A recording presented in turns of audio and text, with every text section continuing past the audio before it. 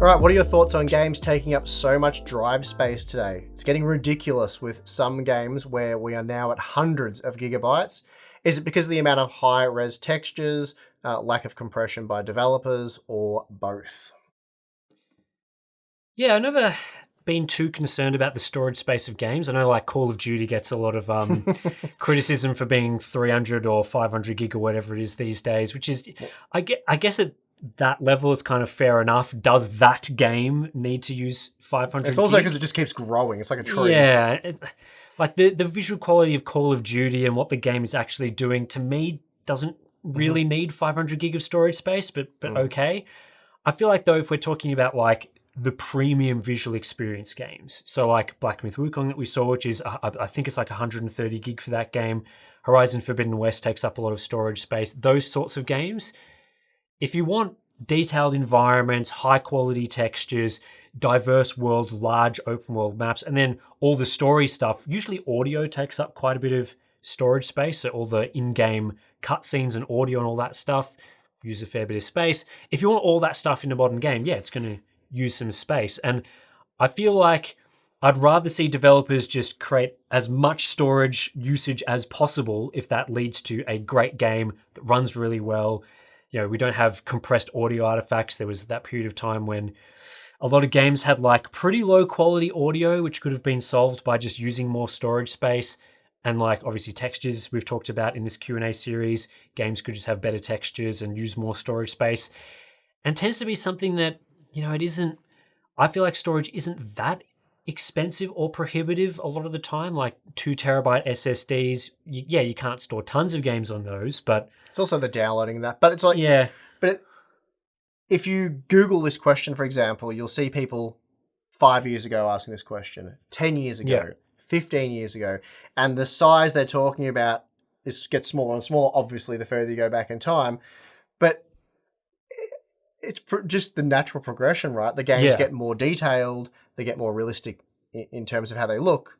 They require more storage space. It's kind of like, getting back to the VRAM thing just briefly, I've seen comments, people going, using more than 8 gigabytes of VRAM is absurd. Games should never need to use more than 8 gigabytes of VRAM. It's like, have we drawn this line at 8 gigabytes of VRAM? Like, why wasn't it 1 or 2 or 4? Yeah.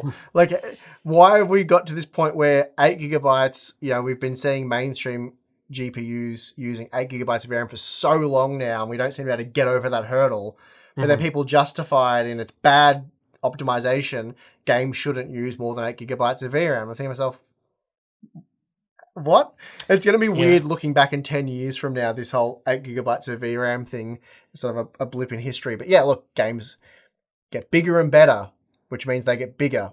And hopefully they get better. Like, I know there's the optimization thing, and you talked about this in your Black Myth Wukong thing recently, like, you know, optimization, and, you know, there's a lot of bad examples of it. But games overall, I know this is going to be really controversial at this point in time to say this, are getting technically more impressive and better as we go forward. Like, there are definitely plenty of games you can point to right now that are way better looking and way more technically impressive than games 5 to 10 years ago. Yeah, I think how often do we see game developers talking about their new game having the 20-30% larger world map? Like, where does all that go? Like, it has to be stored somewhere. I feel like there was a period of time where a lot of games were roughly 50 gigabytes, and I think that was largely due to trying to fit onto discs for consoles, which obviously limited. I think was like a single layer Blu-ray was like 50 gigabytes, and you can get dual layer at like 100 gig or whatever the case. I'm not an expert on Blu-rays. Don't even remember. I don't even remember. But game developers were having to compress their game to fit on discs, and that was obviously bigger issues the further back you go in gaming. Which is another example, right? Well, when I started gaming, we had floppy disks. Yeah. I mean, the days that even like CDs and DVDs, you had to put in like 5 different... Well, that was the floppy disk thing. Yeah, the 5-disc version, and you have to put that in. So bad. Whereas these days, that limitation, as we move to digital, isn't really a thing anymore. They're not trying to fit it onto a disc. They're just like, well, people are going to download this game largely, even on console. So we'll just fit 50 gigabyte of the game onto the disc and then make you download the extra 70 gig.